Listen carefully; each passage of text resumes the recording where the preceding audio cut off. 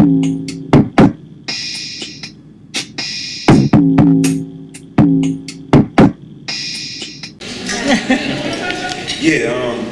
I had it made while we were very, very early in. I should just tell you, it's a picture of Chadwick.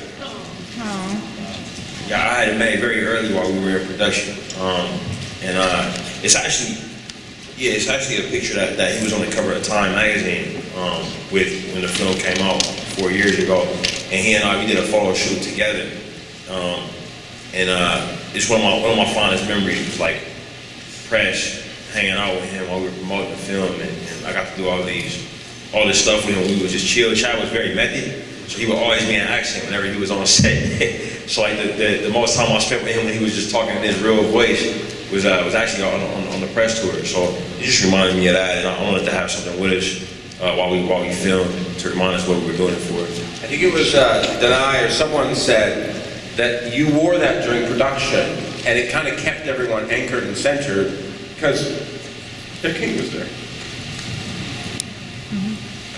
Yeah, I was a reader, man. I know he was a friend of yours.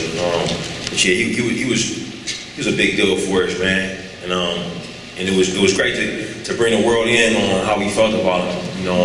And it also, you know, it was 2020 was a time of so much loss and so much confusion, and it felt right for us to do a film that dealt with that could bring people in on that, where characters that are fighting, you know, superhero battles and all that stuff are having real conversations about real things.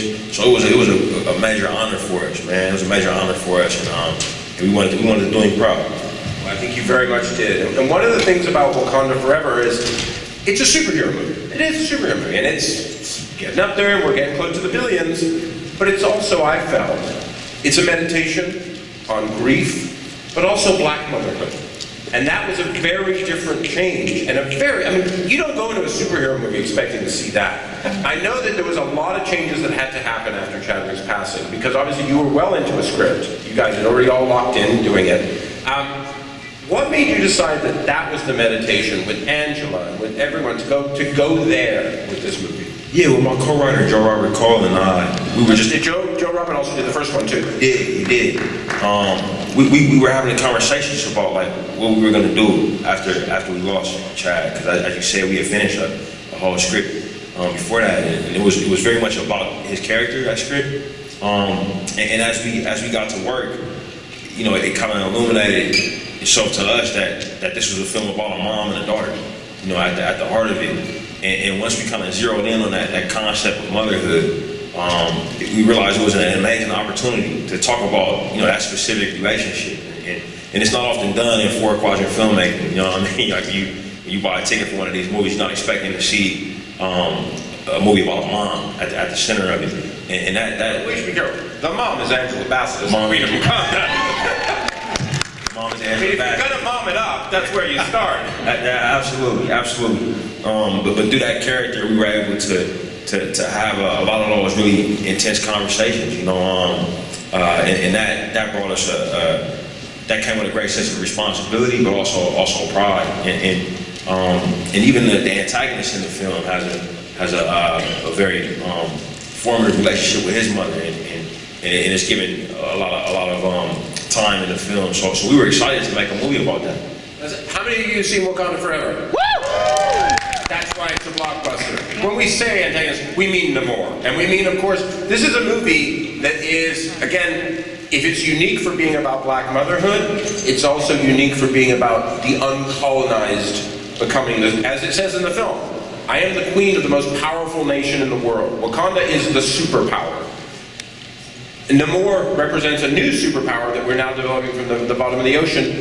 You were very particular about you want to do that. And I want to talk about two people who aren't with us today, which is Ruth Carter, costume designer. Applause. And Hannah, your production designer. And I'm married to a production designer, and I step back in awe of this, okay? Because, again, for all of you who've seen it, you know, it's immaculate in its design and detail. I believe Angela once said that for her, 50% of showing up was just putting on the outfits and walking on the sets. But what was that like for you? Because you conceived it. Yeah, I mean, Hannah Bigler and Ruth Carter, they're masters at their craft. just masters. Like, Ruth's been doing it since I was very young. You know, actually before that. You know, to work with them is I equate it to like driving like the best car in the world. You know, and you kind of gotta know where you're going before you tap the gas, because they're gonna get there before you can even think about it. You know. Quick question. Does that make it easier or harder for you?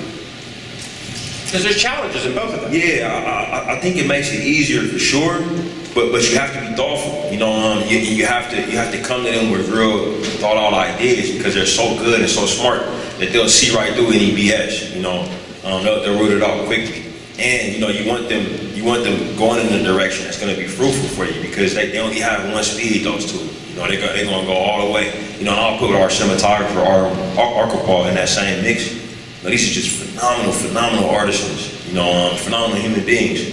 They really understand how to communicate through the language of cinema, through their craft. When you talk about, you know, a film about mourning rituals, and motherhood, or a film about, you know, the detail that existed in the world that was snuffed out through colonization on the continent of Africa and here in the Americas. You know, they know how to drill that down to the finest texture. You know, and it was just phenomenal to work with them. Now, in terms of that for you, because I know, because you are, as all great directors are, incredibly hands-on. You also co-wrote the story with Joe Robert, as you said. What was that like for you? I mean, was that taking a PhD in Mayan history? Was that taking a PhD in Kenyan history? You know, like, it feels, because these superhero movies work on many levels, in my opinion, right? You can talk about the present by talking about it by people wearing spandex and capes. And you can talk about big issues. But what makes them real is when you feel you're there. Yeah. Like, there could be a place where people fly. Totally, 100%. Yeah, like we relied on a lot of experts in this. You know, we had several Mesoamerican cultural experts, several continental African cultural experts, and we would go to the people who were the best in their fields in terms of that, but also who were the best in their fields in terms of science. You know what I mean? A lot of our costumes were 3D printed. A lot of our materials that we built sets out of hadn't been done before. Like, for instance, you know, almost every set had to have an aquatic element to it. Like, if we built the same throne that we built for Black Panther 1, this time we had to flood it with real water and put real human beings down underneath it. So everything had to be rethought of how it would be designed. Even our camera work, we had to rethink the lenses, rethink everything. It's a common theme with a lot of films that come out this year, but it was the first time for us, and it was I gotta say to you, man, it was fantastic. It was absolutely fantastic, and that's the best part about being a director. I always say, I think all of us are infinitely curious. You know, that's the thing that we have that ties us together. I think we're curious about, you know, what would it be like if this happened, or what is it like to be this person, or to be from this place. And that's when I feel like I'm flying, man. When I'm sitting at the foot of someone who's a PhD in Mesoamerican culture, and they just kind of waxing poetic about their life's passion. And we get to soak that up and pick pieces, you know, of it to put into our life's passion. It's fantastic. One of the elements of the film that's so powerful is black girl excellence. I mean, we literally are talking about STEM geniuses here, left, right, and center, and so powerful. You know, again, the detail, this preciseness of what we look here, as well as introducing characters who we know are going to go other places in the MCU. For that part of you, now that you're at that stage with the Black Panther, and which we know there will be a third one because you say it at the end, and a little person shows up at the end. Give us a sense of how did you manage that within what Kevin Feige and what they look upon as the greater mosaic of Marvel?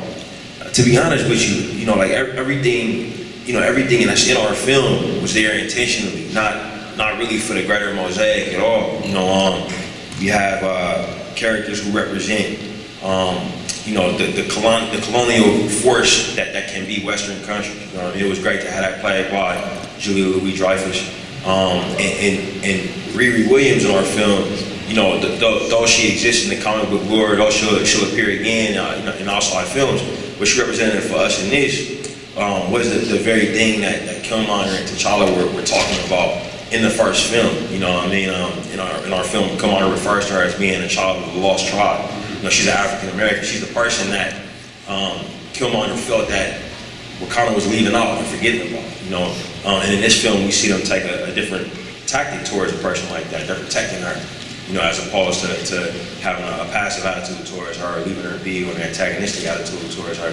So they all represented things that were essential to our plot. But it is cool that these characters will live on and do other things in other movies. It's one of the great things about working with that studio. You mentioned Killmonger, so let's talk about it. Michael shows up in the film. Oh yeah. And we can clap for Michael. And the way, it's so unexpected the way he shows up, and it's so unexpected the advice he offers. That is clearly a big decision with the actors of Chadwick. And the way you want to, the arc you want for the film. Was that part of your original script? And how did you get that in this script? And how do you feel about how it worked? Yeah, it's one of the more dynamic scenes in the film. I think, especially when watching it with audiences. Like watching it earlier, it was one of those scenes where the whole theater with guys. When he would show up. Yeah.